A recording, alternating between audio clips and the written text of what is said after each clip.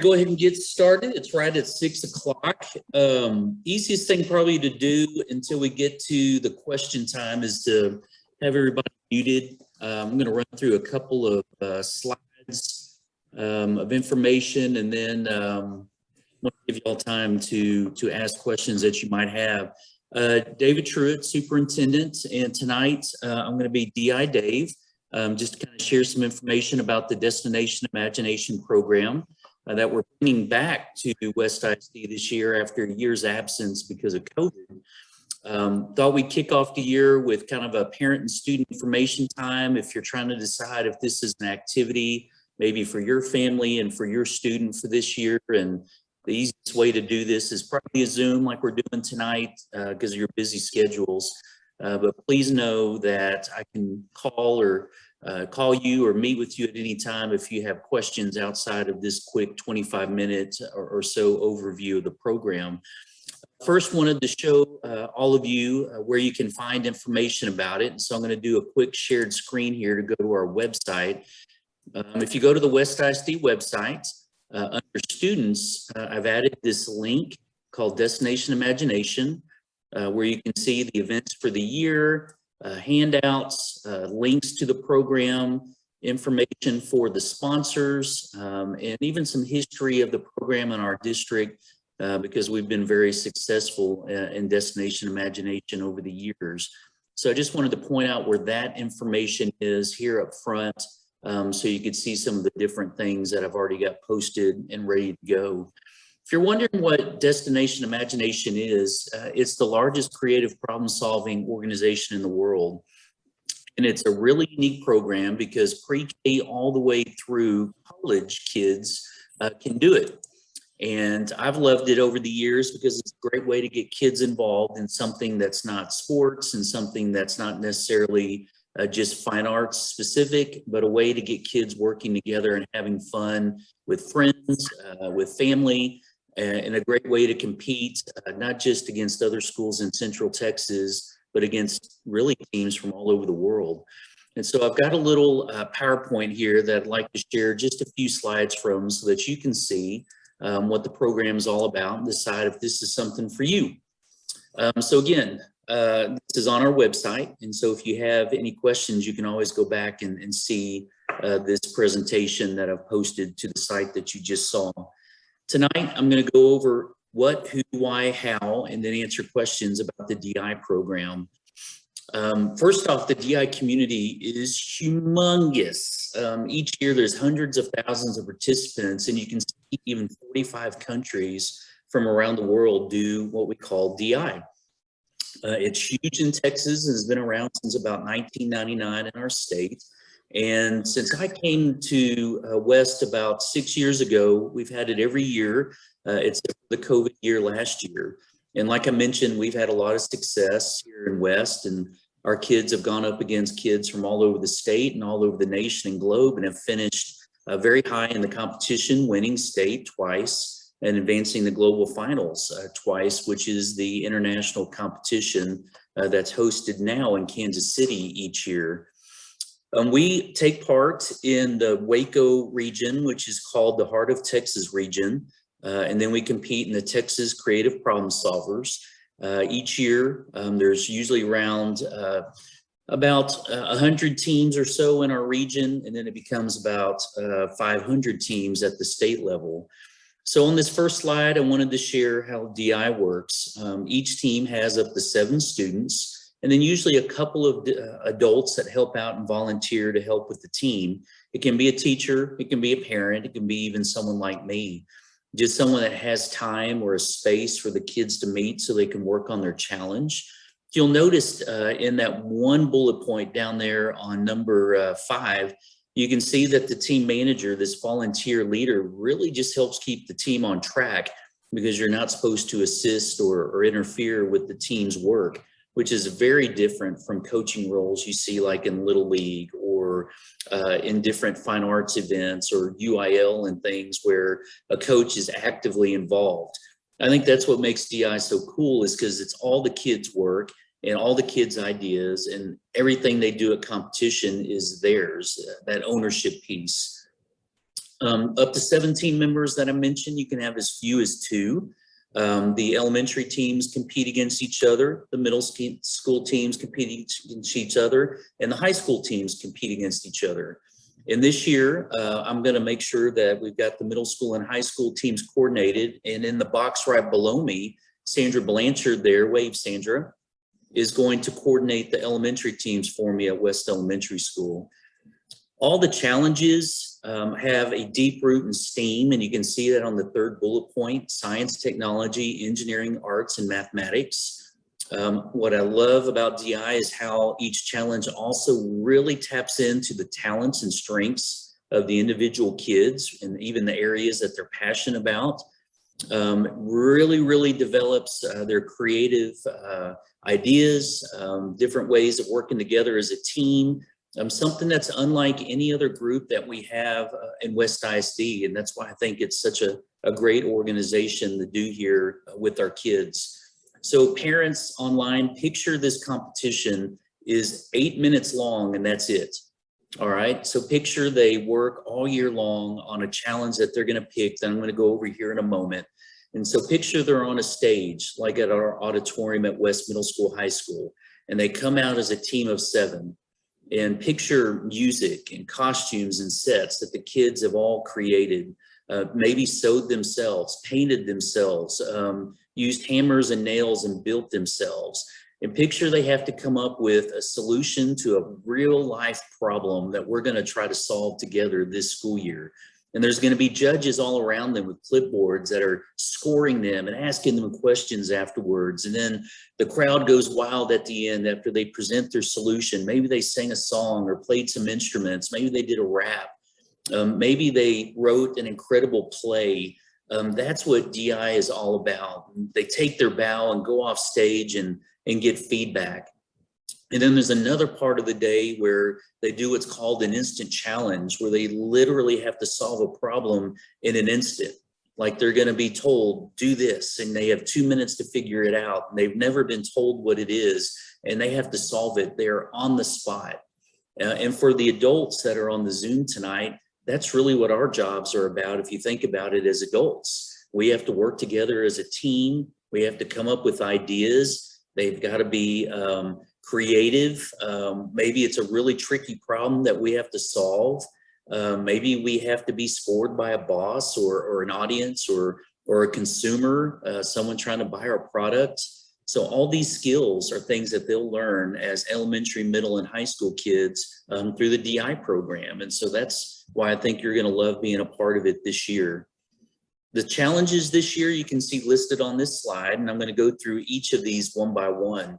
And you can see there's 7.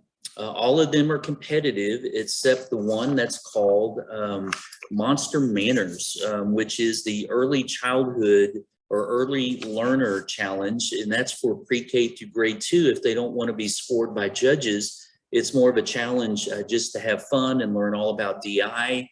But the other 6 challenges that you can see there in the circles are all for competition level. And so let's dive into these so you can see what they're all about. First challenge, if you're interested in being a part of this team, it's the technical challenge, and it's called Daring Escape. And this challenge is all about engineering practices. And so you're going to build devices and use technical methods to overcome different hazards on like a track or a course. And you're going to have to build and write a story about a daring escape from one of these tough, hazardous situations, including a feat or a skill that's going to help you escape from whatever it is you have to face. And then you're going to add some technical elements like music and costumes and skits and different scripts to make it all come together. And so this could be one that if you like to build cars and race them on tracks and have them jump over ramps and different things that you built, this might be a good challenge for you. A lot of robotics pieces, maybe even with this challenge, drone type things. So a lot of fun pieces there with Daring Escape. The next challenge is called Roll With It. Or excuse me, I did these out of order. Roll With It, which also has some engineering pieces to it, where you're building another structure that has a ramp and would collide with a tester. It has weights on it like you see in the picture, like we might have in our weight room at West High School, where whatever you build has to hold a certain amount of weight. You got to have a story with a character that becomes a legend in its own time, which seems really cool. And then there's also the pieces in there where you'd write a skit and have costumes and different things. The next one is called Up Close, and that's our scientific challenge.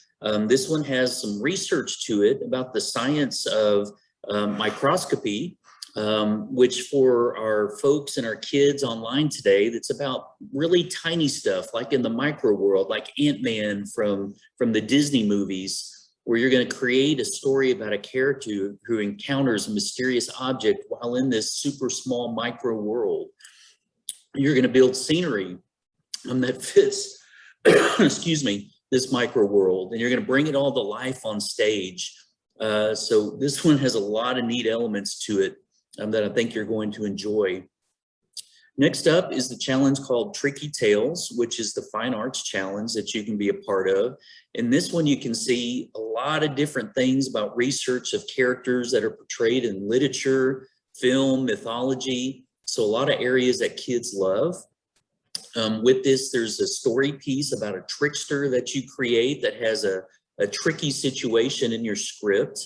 You can see there's this neat costume piece about how you got to design a costume that goes through changes or a transformation where it flips inside out or changes color or something really neat within your skit. There's an illusion piece that you have to add, that you have to design. So there's even a technical piece to this one. And then, of course, there's the costumes and script and fun sets and props in this one as well. The next one is called Festival Frenzy, which is the improvisational skit. If you have a busy schedule, this is a good challenge to work on this year because it's really what it says. It's improv. And so your kids will work on skills and do research, like it says here, about festivals from around the world. You'll work on 2-act improv skits about a goal or a character who's trying to achieve at one of these festivals, including 2 options will be given to help the character to attempt to achieve this goal. And so like that Whose Line Is It Anyway show, this is what will teach your kids about how to improv, and they're going to flip over cards and have to work on something that will make sure that they include all those things in their skit. And so really got to think on the fly, be ready to go with some theater skills, and have researched these festivals so that they can rock this challenge. This is the one I like coaching, and so this is a good one for our district, especially with how busy all of our kids are. Next, for the future, this is the service learning challenge. It's where the kids are looking for a real life issue in West, Texas, something that we need to work on that's a community issue. It can be something from potholes in our roads to maybe we have a stray cat issue to how can we bring a Whataburger to West. Whatever the issue is, this is one that you work on to try to figure out how we can improve West. And so we have a lot of kids out there that like to serve and do service projects. And so this is one that you can do that has a twist with science fiction stories and characters and this message transmitter, all while doing good for our community and solving an issue in our town. I mentioned this Monster Manners challenge earlier for our youngest kids in West, pre-K through grade 2. And the way this challenge works, as you can see, you come up with a family of monsters that are moving to a new home, which just sounds so cool. And these monsters have to use manners to fix a really important item that gets broken in the move. And so this has a lot of neat elements to it, and it's a great way to introduce DI to some of our younger kids. Next on the list here, if I go to the next slide, is an overview of Instant Challenge. And I want to make sure you understand this is the second part of DI on the challenge day. The way this works is really to show you what a challenge looks like. And the way this works in Flying Feather, this is an example. So for my guests online tonight, this is exactly what your kids would get on the DI competition day. You can see that this is what the judges would say. They'd come out and say, hey, kids, you're going to have to build the tallest possible structure and place a feather on top and then blow the feather off to land as far away as possible. And then they'll say you have 5 minutes to use teamwork, creative, and innovation skills to build the structure with the materials provided. And then you can see what those materials are at the bottom. All they're going to get is aluminum foil, 2 paper clips, 4 straws, 3 sheets of paper, 4 pipe cleaners, 1 label, and 1 feather. And if we're meeting in person tonight, we would practice this, and you'd see how hard it is to get all that done in 5 minutes and to meet all the goals that are in this section that's called the scene. So in addition to building this tower and blowing a feather off the top, you also have to do what it says there, where it says you're making a prop for the sequel to the Muppets movie. And the structure must be freestanding on top of a table and must be as tall as possible. It mentions the feather. You have 5 minutes build time, and then the height of the structure will be measured. And then you'll place the feather on top. With 1 large puff of air, you'll blow it off, and then they'll measure how far the feather flies from the top of that tower to the floor. And that's their challenge. They'll be scored on height and how far the feather blows and the creativity of the prop with this movie skit for the Muppets. And this is something else that they'll do. And you can see how much fun this is and how much the kids enjoy doing these instant challenges. Next, who does Destination ImagiNation? I know I've flown through this quickly, but this is a really important slide so you can see how you can get your questions answered and how you can sign up for DI this year. Again, Sandra Blanchard is the sponsor at West Elementary School, and you can call her or email her, and that information is on the website I showed you earlier if you want to get signed up, or of course me at the middle school, high school. Typically a DI competition year starts in October, and so we're a few weeks away. I want to make sure you all know I've already purchased the DI membership for the school year, and so we're ready to roll. And so we have those 7 challenges that I just went through. I have all their packets ready to go. And all we need is you, the students and the volunteers and the teachers, to get this going. And so what happens in October is we start forming the teams. Remember I said earlier, it's anywhere from 2 to 7 students. Usually we'd love for them to be friends and maybe even the same grade level, kids they know, so that they'll enjoy being together. And then we got to find a place for them to meet.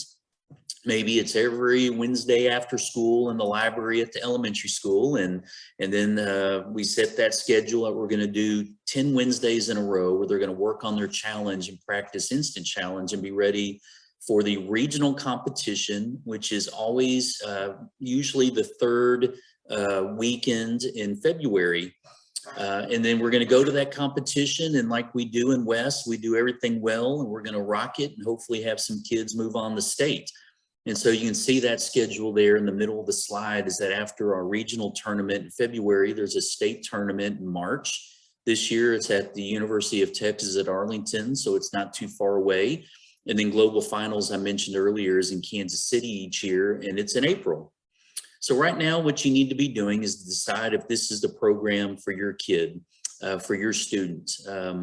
Think about your current commitment levels. If you're doing scouts and you play basketball and you drive in the Waco for individual basketball lessons, and maybe you're super involved at church, and then also over here you're doing art lessons, and oh, you're learning how to play the piano, and you have all these things going on. You need to decide if you have time in your schedule for DI, because I'm going to admit to the parents on here tonight and to those that will watch this video later, it is a big time commitment, and to do it well, you've got to be committed and making sure that this is a priority.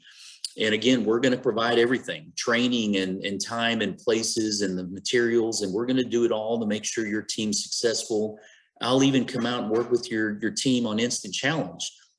Mrs. Blanchard is not going to let your team not do well. She's not going to let you fail. She's going to make sure you're ready for competition. So what we need is you, and you in this case, meaning committed and at the practices and ready to roll.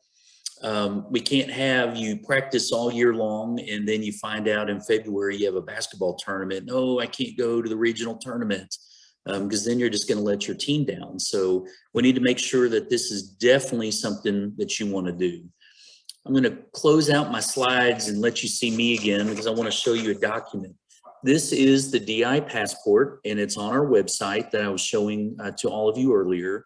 To join DI, all you have to do is fill this out. You can print it out and even take just a picture of it and email it to myself or Sandra, whatever campus you're on, and we'll get you started. And this is what kicks off the forming of the teams. All you have to do is answer the 5 questions on this sheet, and all it asks is about student information and shirt size and which challenge you're thinking about doing that I just introduced to you on this video tonight, and then ask when you're not available for DI practice, so we know how to put you on a team and how to make sure that we're not putting you on a team that meets Sunday afternoon and that's when you're at church. And so we want to make sure we've got all that figured out. So this is all you have to fill out to be considered for a team. And then Mrs. Blanchard and I will get together and make sure we got all the teams set.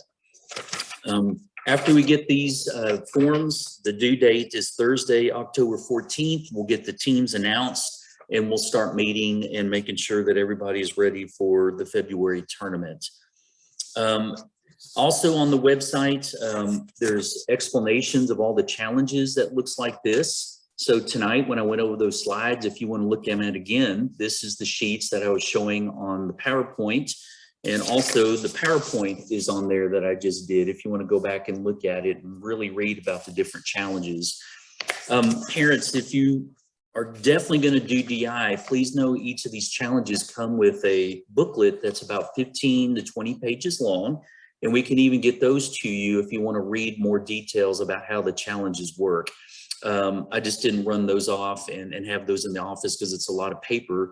But if you can let Ms. Blanchard or myself know which one you'd like to see, we can print it off and send it home with your student in their folder. So that is not a problem. All right, with the time we have left, because we're going to transition here in about 5 minutes to the dyslexia West U session, I wanted to see if anybody had any questions who's on our session tonight that Ms. Blanchard or myself can answer. If so, just jump off the mute button and we'll answer anything we can, or you can even put a question down in the chat feature if you'd like to ask something tonight. Anybody? All right. I like to think I did a great job explaining it, but probably not. Please know, again, you can email me or call. All of you know how to get a hold of me. All the Trojan tidbit emails and things are straight from me. And so all you have to do is reply to that. And that's my email address. It's just dtruitt@westisd.net. Ms. Blanchard is just sblanchard@westisd.net. The phone number here at my office is 281, sorry, 254. I'm saying the wrong phone number. Sorry, that was funny. 254-981-2000. I'll answer any questions that you have. So right now you're looking for the passport and you're going to get this filled out and returned to us. And we'll make sure we get the teams going as soon as we hear from everyone that wants to be a part of DI this year. All right, so hearing no questions and seeing none in the chat feature, we're going to shift here at 6:30 in about 5 minutes to the Dyslexia West U seminar. So I hope you'll stick around for that one as well. Otherwise, great to see you. Go DI.